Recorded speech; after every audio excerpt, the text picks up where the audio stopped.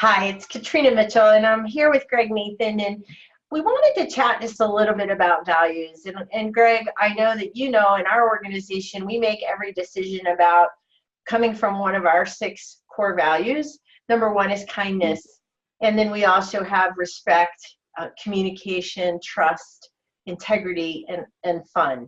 And so we make our decisions internally, externally around those 6 core values. I know you have a very interesting process and structure around your values, and I'd love for you to share that.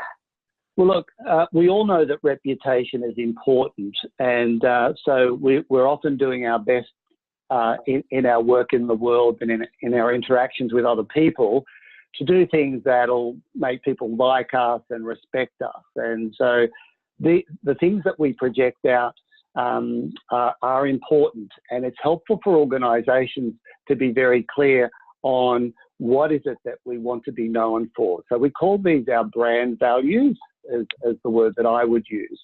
In our business, for instance, we have 3. We want to be known for thought leadership.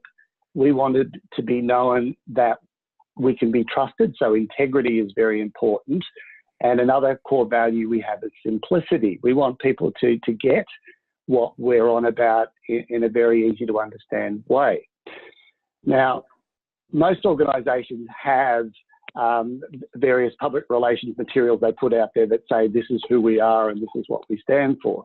However, just like an individual has a character to them, organisations have a character to them, and we call that culture. It's what really goes on inside the organisation. And for you personally, it's who you really are when nobody's watching or when you think nobody's watching. And sometimes the character or the culture is different to what's being projected out. And we've all met people who we feel we know somebody and then they do something and we feel we've been betrayed. It's a horrible feeling.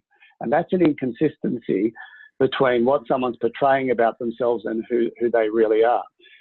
So I find that the most important manifestation of values in organisations is where there's consistency between the brand and the culture.